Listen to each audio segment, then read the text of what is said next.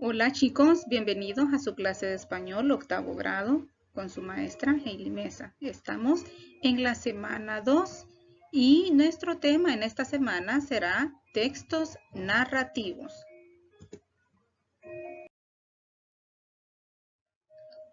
Primeramente vamos a ver cuento de autores hispanoamericanos. La superestructura narrativa consta de 3 momentos: inicio o introducción, nudo o desarrollo y desenlace o final. Aunque en la narrativa moderna no siempre toman en cuenta estas pautas, o muchas veces el orden de ellas puede estar también alterado.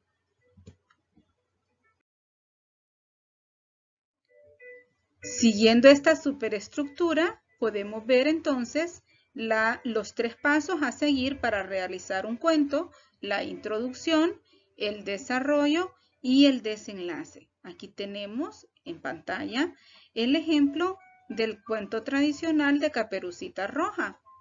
Tenemos el inicio, cuando ella va al bosque a casa de su abuelita porque estaba enferma. El desarrollo del cuento sería la parte donde el lobo se hace pasar por la abuela. Y el desenlace o final sería cuando el leñador capturó al lobo y rescató a Caperucita y la abuela. Ahí tenemos la superestructura narrativa. Características de la estructura: brevedad. Su extensión oscila entre unas pocas líneas o entre unas pocas páginas, debido a que en el cuento encontramos solamente un acontecimiento. Entonces, cuando usted comience a leer un cuento, lo va a terminar muy pronto y también sentirá curiosidad por el final, a diferencia de otros textos que son grandes libros o con muchos volúmenes. Escasez de personajes. Por su brevedad, suelen tener muy pocos personajes. Existe un único acontecimiento o hecho que gira por lo general en un solo personaje o dos. Verosimilitud significa que aunque el cuento es una narración ficticia, necesita dar la sensación que es un hecho real o creíble. Tiempo. Se desarrolla en un orden cronológico y lineal. El cuento moderno ha hecho cambios al respecto y no siempre encontramos esta característica.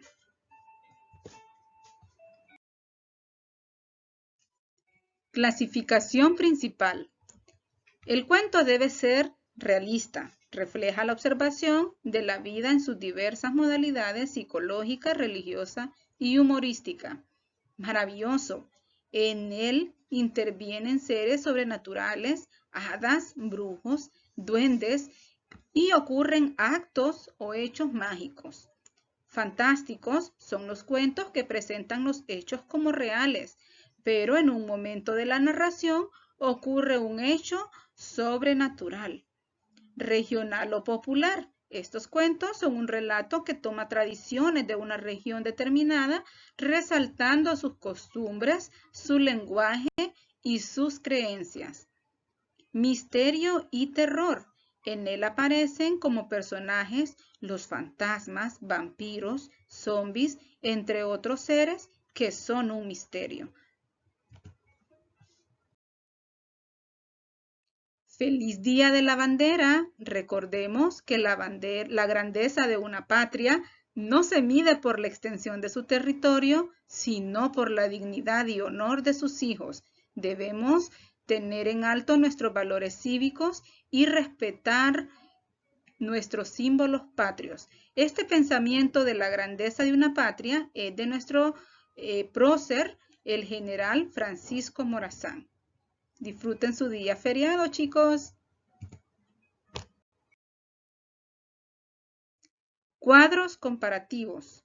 Son utilizados como técnica de síntesis, ya que permite presentar la información de forma abreviada, organizándola de manera que se pueden establecer diferencias y semejanzas. De esta forma, uno puede hacer la comparación entre un concepto y otro, o dentro de un contenido y otro. Es una buena forma para poder estudiar también. Cuento hondureño y cuento hispanoamericano. Este es un tipo de contenido comparativo. Si ustedes pueden ver, tenemos dos columnas. Vamos a ver primeramente el cuento hondureño. Dice que su comienzo prácticamente fue en el siglo XX. Los primeros cuentistas fueron Juan Ramón Molina y Froilán Turcios. Le siguieron Arturo Ramírez Galindo, Arturo Mejía Nieto y Alejandro Castro. La temática abordada en el cuento hondureño puede ubicarse en el criollismo por los ambientes y las costumbres.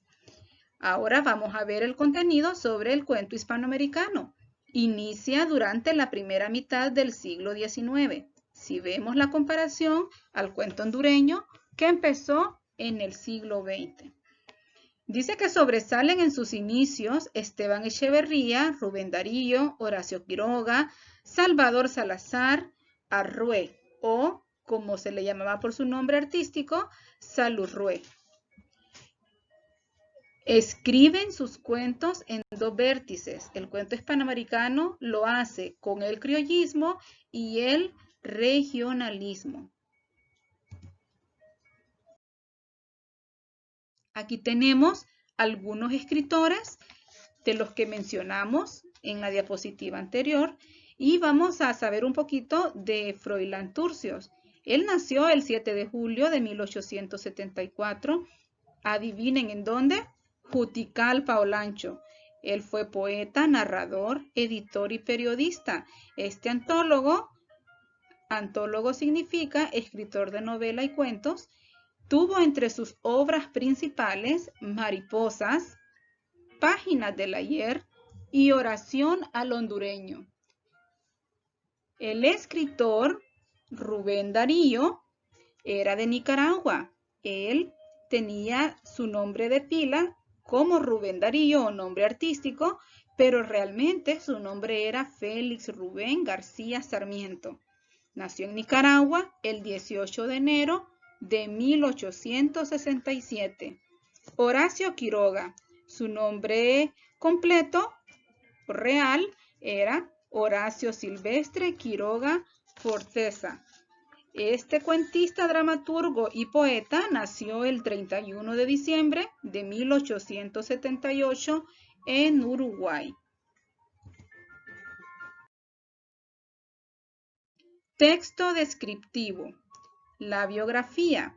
Biografía es la historia de la vida de una persona en donde resaltan datos como ser, lugar y fecha de nacimiento y muerte, estudios realizados, reconocimientos obtenidos, y en ella se resaltan momentos importantes y decisiones de su vida.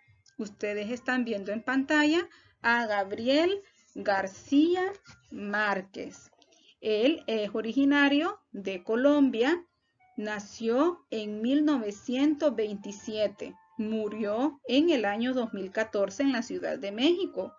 Él recibió el Premio Nobel de Literatura en 1982 y es uno de los grandes maestros de la literatura universal contemporáneo.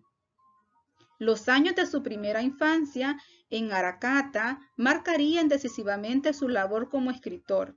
La fabulosa riqueza de las tradiciones orales transmitidas por sus abuelos nutrió buena parte de su obra. Márquez estudió Derecho y Periodismo en la Universidad Nacional e inició sus primeras colaboraciones periodísticas en el diario El Espectador. En su libro encontrarán, o en el material de clase, más datos sobre Gabriel García Márquez. Citas bibliográficas. Cada vez que se realiza una investigación, debo colocar la fuente de donde se obtiene la información o citar las frases que se toman de los escritos de otras personas. Para citar una frase dentro de un texto, se escribe el apellido, el año de publicación del libro y el número de página. A diferencia de las fichas bibliográficas, entre cita y ficha, lo que lo hace diferente es que la ficha nos da la información de ese autor o del libro en específico. Se utilizan tarjetas redactadas en cartulina y se colocan en ficheros. ¿Esto dónde se hace? En las bibliotecas y con el fin de facilitar la búsqueda de los libros. Actualmente las bibliotecas cuentan con catálogos electrónicos o de consulta que hace más rápido el proceso para encontrar los libros.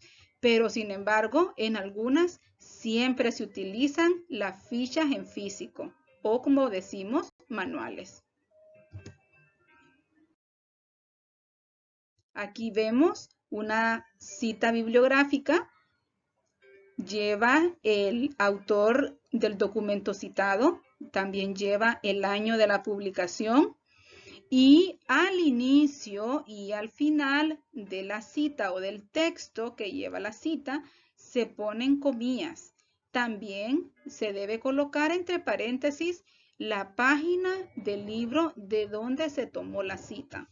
Y aquí podemos ver la ficha bibliográfica que se coloca el nombre del libro, el autor, la edición del libro, el lugar donde se publicó, el editorial o la editorial en que se imprimió el libro, el año de publicación, las páginas del libro, cuántas páginas tiene y si el libro tiene varios volúmenes o solamente es único.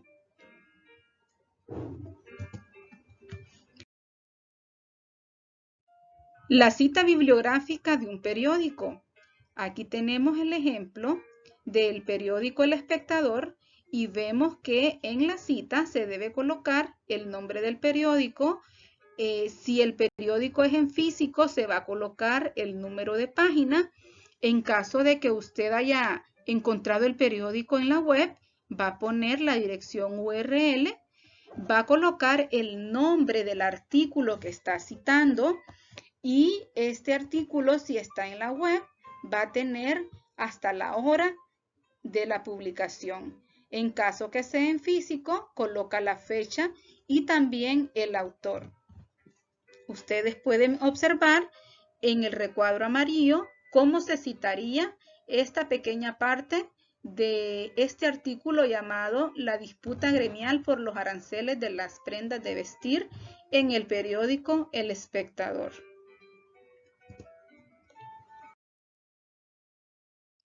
Ok, chicos, esto ha sido nuestro contenido de esta semana. Espero que ustedes estén al día con sus tareas. Si tienen cualquier duda o consulta, no duden en comunicarse conmigo y siempre recuerden avisar a sus padres antes de hacerlo. Estaré siempre pendiente de sus avances o de sus inquietudes en cuanto a estos temas. Los quiero mucho, les extrañamos en la escuela y esperamos verlos pronto.